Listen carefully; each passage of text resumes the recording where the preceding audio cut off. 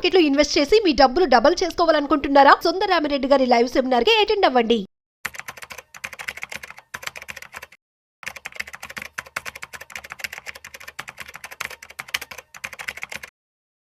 Hi Vijayawada one day class room webinar ground success అయిన తర్వాత చాలా మంది యూజర్స్ హైదరాబాద్ లో ఎప్పుడైనా అడుగుతున్నారండి. వాళ్ళ కోసం హైదరాబాద్ లో ఫస్ట్ టైం అచ్చం ETFs, index funds and mutual funds మీద one day classroom training అనమాట. ఫస్ట్ టైం అండి ఇలాంటి ప్రోగ్రామ్ ఒకటి కండక్ట్ చేయడం. మామూలుగా అయితే మేము టెక్నికల్ ఆన్సర్స్ అన్ని కలిపి మేము ప్యాకేజ్ లో పెడుతుంటాం. బట్ ఇక్కడ అలా కాదు, only ETFs and index funds and mutual funds మీద one day full fledged classroom training అనమాట. అండ్ ఇంట్రెస్ట్ ఉన్న పార్టిసిపెంట్స్, మీరు కనుక వెల్త్ క్రియేట్ కావాలన్నా, వెల్త్ మెయింటైన్ చేద్దాం అనుకున్నా, లేదా వెల్త్ ప్రొటెక్షన్ చేసుకుందాం అనుకుంటే ఏ అసెట్స్ మీకు ఎలా యూజ్ అవుతుంది, ఈటీఎఫ్స్ అంటే ఏంటి, ఇండెక్స్ ఫండ్స్ అంటే ఏంటి, మ్యూచువల్ ఫండ్స్ అంటే ఏంటి, వాటిని ఎలా మేనేజ్ చేసుకుందాం అని తెలుసుకోవాలనుకుంటే ఈ వెబినార్ మీకు బాగా యూజ్ అవుతుంది. కాబట్టి ఇంట్రెస్ట్ ఉన్న పార్టిసిపెంట్స్ ఇన్ హైదరాబాద్ వాళ్ళు ఈ క్లాస్ రూమ్ ట్రైనింగ్కి మీరు ఎన్రోల్ అవ్వండి. All the best. Hello viewers, welcome back to our channel. ప్రస్తుతం మనతో పాటు ఉన్నారు స్టాక్ మార్కెట్ అనలిస్ట్ సుందరరామిరెడ్డి గారు. సార్తో మాట్లాడదాం. నమస్తే సార్. నమస్తే మా. సార్, మనము చాలా మందిని చూస్తూ ఉంటాం, ఎంతో రిచ్గా బతికినా కూడా ఆఖరికి చనిపోయే టైంకి వాళ్ళకి తినడానికి తిండి కూడా ఉండదు. రీసెంట్గా చూసుకుంటే Nicolas Cage, American actor and producer కూడా, మరి ఆయన సంవత్సరానికి 500 కోట్లు సంపాదిస్తారు. బ్యాంక్ కరప్ట్ అయిపోయింది, దివాలా తీశారు. అలాంటి వాళ్ళ దగ్గర నుంచి మనం ఎలాంటి లెసన్స్ నేర్చుకోవచ్చు అంటే ఏం చెప్తారు? మన సొసైటీలో మనం చూస్తామండి, చాలా మంది లగ్జరియస్గా బతికిన వాళ్ళు అండ్ జీవితంలో ఒక టైంలో తినడానికి తిండి లేక కూడా స్ట్రగుల్ అవుతూ ఉంటారు. మనం చాలా జీవితాలు మనం చూసాం ఆ టైప్లో. నికోలస్ కేజ్ కూడా అంతే. సంవత్సరానికి ఆల్మోస్ట్ 400 crores అతని ఇన్కమ్ పర్ యానం. ఆయన నేషనల్ ట్రెజర్ హంటర్, చాలా పిక్చర్లో చాలా ఫేమస్ యాక్టర్ అనమాట ఆయన. అండ్ 2021 కల్లా ఆల్మోస్ట్ గవర్నమెంట్కి అతను కట్టాల్సిన ట్యాక్స్లు ఇన్ టైం కట్టలేక బ్యాంక్రప్ట్ డిక్లేర్ చేశారనమాట. ఇప్పుడు మళ్ళీ లాస్ట్ 3 yearsలో రికవర్ అయ్యాడండి. మళ్ళీ కొంచెం ఇప్పుడు మళ్ళీ పొజిషన్ బాగానే ఉందన్నమాట. ఇంత సంపాదన, సంవత్సరానికి 400 కోట్లు సంపాదన ఉన్నోళ్ళు కూడా అంటే బ్యాంక్రప్ట్ అయ్యేదాకా ఎందుకు జీవితాలు ఇలా అవుతుంది, ఏం నేర్చుకోవచ్చు వీళ్ళ దగ్గర నుంచి మనకి అంటే, ఒకటి రెగ్యులర్ క్యాష్ ఫ్లో ఉంటుంది, చాలా ఇంపార్టెంట్. రెగ్యులర్ క్యాష్ ఫ్లో అనేది చాలా ఇంపార్టెంట్. ఓవర్ నైట్ ఒక ప్రాజెక్ట్ ద్వారా వచ్చిన డబ్బులు నిలబడవు నీకు. నిరంతరం మనకి క్యాష్ ఫ్లో ఉండాలి. అలాగే ఒక 10 ఇళ్ళు రెంట్కి ఇచ్చామనుకోండి, నిరంతరం మంత్లీ 2 lakhs 3 lakhs వస్తుంటాయి నీకు జీవితకాలం తరతరాలు. నిరంతరం క్యాష్ ఫ్లో అంటే అది అనమాట. మనం వర్క్ చేసిన చేయకపోయినా వచ్చేలాగా ఉండాలి. అందుకని క్యాష్ ఫ్లో అనేది రిచ్నెస్ అండి. అంతే తప్ప నాకు 100 ఎకరాల పొలం ఉంది, అది ఒక సంవత్సరం వర్షాలు పడిపోతే నీది 100 ఎకరాలు జీరో వాల్యూ. లెక్కేసుకోవడానికి ఏమో ఎకరం ₹1 అని చెప్తారు, నా దగ్గర 100 కోట్లు ఆస్తుందని చెప్తారు. బట్ క్యాష్ ఫ్లో ఏది? క్యాష్ ఫ్లో లేదు. కాబట్టి డబ్బులు ఎక్కువ జనరేట్ అవుతూ ఉండాలి. ఓకే. రెండోది ఏంటంటే, మనకు వచ్చే క్యాష్కి మన లైఫ్ స్టైల్ తక్కువలో ఉండాలి. ఇప్పుడు నాకు మంత్లీ 1 లక్ష వచ్చింది అనుకోండి, నా లైఫ్ స్టైల్ ఖర్చు మొత్తం అంతకంటే తక్కువలో ఉండాలి, అంతకంటే ఎక్కువ ఉండకూడదు. అట్లా మన లైఫ్ స్టైల్ ఎప్పుడు కూడా వచ్చేదాంతో బట్టి తక్కువ ఉంచుకుంటే ఎంతకంత మిగులుతుంటే దాని ప్యాషన్ పెట్టుకోవచ్చు అనమాట. అలాగే ఇతను కూడా ఇన్కమ్తో పోల్చుకుంటే ఖర్చులు ఎక్కువ ఉన్నాయి. ఇన్కమ్తో పోల్చుకుంటే ఖర్చులు ఎక్కువ ఉన్నాయి, కాబట్టి డబ్బులు దాచలేకపోయాడు అనమాట. అందుకని లైఫ్ స్టైల్ అనేది అండ్ నీ ఫైనాన్షియల్ సెక్యూరిటీకి సపోర్ట్ లాగా ఉండాలి తప్ప ఫైనాన్షియల్ సెక్యూరిటీ తీసుకునేలా ఉండకూడదు లైఫ్ స్టైల్స్ ఎప్పుడు కూడా. అది. రెండోది ఓవర్ లెవరేజ్ అనమాట. టూ మచ్గా రిలేషన్షిప్లో పెట్టాడు.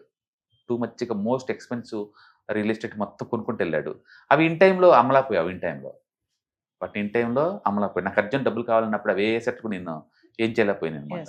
అందుకని మీరు ఏదైనా కొంటే టూ మచ్గా రియల్ ఎస్టేట్ ఒకటి మేము ఫోకస్ చేయకూడదు. లిక్విడ్ అసెట్స్ కాబట్టి స్టక్ అయిపోతారు ఒక పాయింట్ ఆఫ్ టైం అనమాట. అండ్ థర్డ్ వన్, లగ్జరీ అనేది ఒక ట్రాప్. అది మనం ఏదో 4 కార్లు 2 బాడీ గార్డ్స్ లేదా అది ఇది అనుకుంటాం, కానీ లగ్జరీ అనేది అఫోర్డబిలిటీ లేకపోయినప్పుడు ట్రాప్ అవుతుంది అనమాట. ఇతనికి 50 కార్లు ఉన్నాయండి అండ్ 30 మోటార్ బైకులు ఉన్నాయి. ఒక డైనోసార్ స్కల్ ఏలంపాట్లో $3 లక్షలు కొన్నాడు. $3 లక్షలకి ఒరిజినల్ డైనోసార్ స్కల్ని. అలాగే ఒక ప్రైవేట్ ఐలాండ్ కొన్నాడు. వీటన్నిటి వల్ల రూపాయి కూడా అది ఇన్కమ్. వీటన్నిటి వల్ల రూపాయి కూడా ఇన్కమ్ రాదు. అది ఇన్కమ్ ప్రొడ్యూస్ చేసే అసెట్స్ కాదు, డిప్రిసియేషన్ అసెట్స్ మొత్తం కూడా. ఇంటర్నల్ అమ్మాలంటే ఎవరు కొనే దిక్కుండదు వీటిని. డైనోసార్ స్కల్ ఎవరు కొంటారండి? ఈ ప్రైవేట్ ఐలాండ్ ఎవరు కొంటారు అంత ఈజీగా? అందుకని లగ్జరియస్ ఉండాలి అంటే నీ ఇన్కమ్ అది సపోర్ట్ చేయాలి.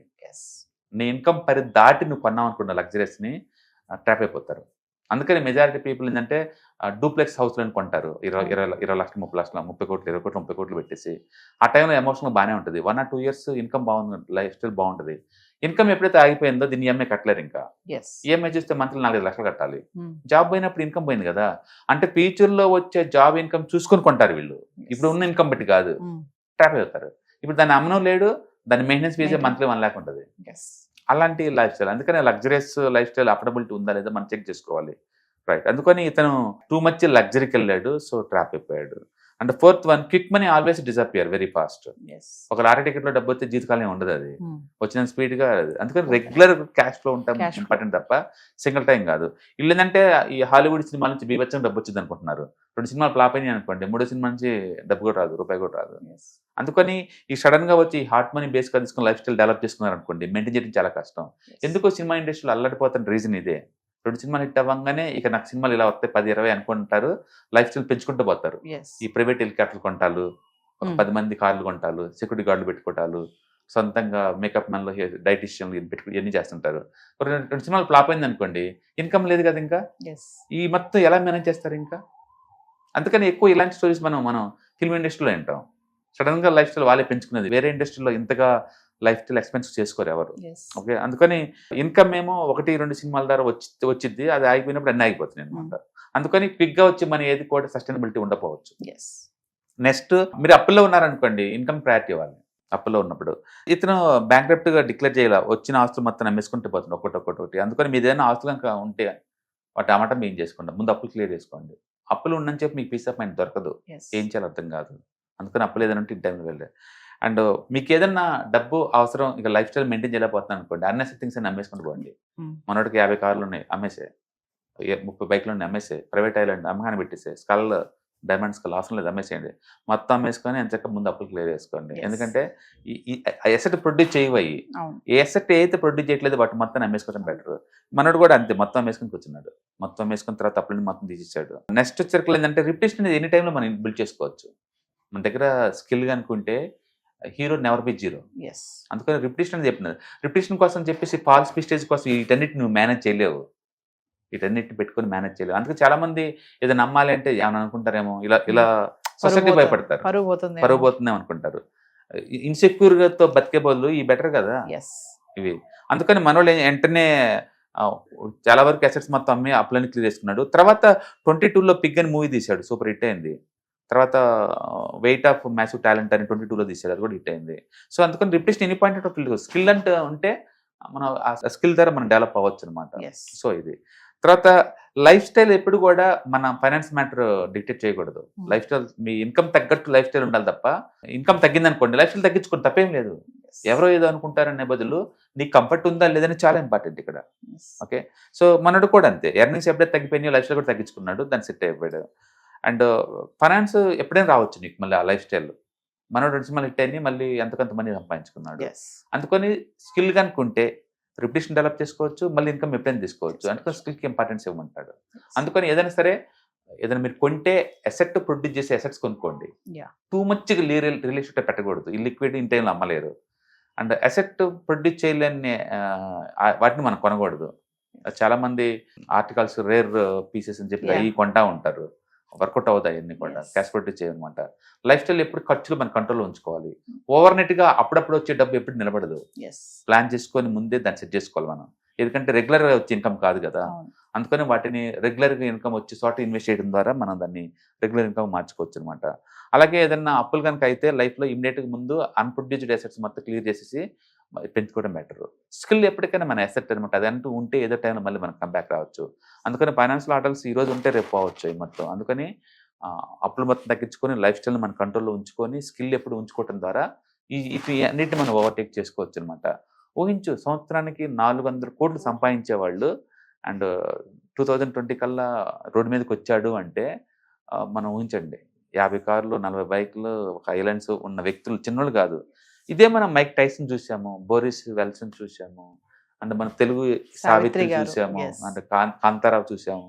పెద్ద పెద్ద లైఫ్ స్టైల్ వాళ్ళు, ఎంత లావిష్, కొన్ని 100 మంది బతికారు వాళ్ళ మీద పడి. అలాంటి వాళ్ళు ఈ ఫైనాన్షియల్ ప్లానింగ్ లేక, ఓకే, Yes. లేక ఇన్నోసెన్స్ తోటి అండ్ లాస్ట్ మూమెంట్లో ఏం దాచుకోకపోయింది అనమాట. పోయింది. అందుకని everybody have to think about retirement planning yes and asset వచ్చే చోట ప్రొడ్యూస్లో ఇన్వెస్ట్మెంట్ చేసుకుంటూ పోవటాలు, ఇవి చాలా కంపల్సరీ ఉంచుకోవాలన్నమాట.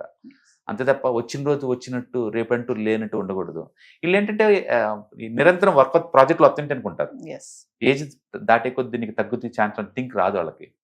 అందుకే ఈ luxuries life style single time income వచ్చే వాళ్ళు ఏంటంటే ఈ నిరంతరం వస్తే అవే అనుకుంటారు. ఎస్ ఎందుకు వస్తాయి ఎలా వస్తాయి వాళ్ళు తెలియదు. బయట కాంపిటీషన్ ఏ రేంజ్లో ఉందో తెలియదు.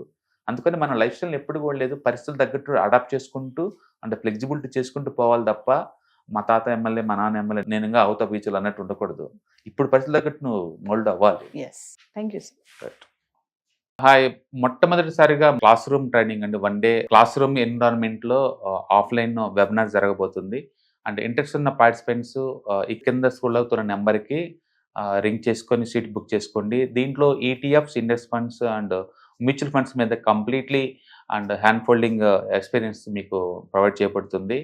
దీని ద్వారా ఏంటంటే మనం ఎసెట్స్ని స్టాక్ మార్కెట్లో ఎలా మేనేజ్ చేసుకోవాలి, ఎలా గ్రో చేసుకోవాలి, ఎలా ప్రొడక్ట్ చేసుకోవాలో అంటే ప్రాక్టికల్గా నేర్చుకుంటారు. అండ్ మీ ఇప్పటి వరకు మనం ఆన్లైన్లోనే మీరు అటెండ్ అవుతున్నారు. ఇక నుంచి మీరు లైవ్లో క్లాస్ రూమ్ ఎన్విరాన్మెంట్లో నేర్చుకునే ఛాన్స్ దొరుకుతుంది. కాబట్టి ఇంట్రెస్ట్ ఉన్న పార్టిసిపెంట్స్ కింద స్క్రోల్ అవుతున్న నెంబర్కి పింగ్ చేసి సీటు రిజర్వ్ చేసుకోండి. Thank you.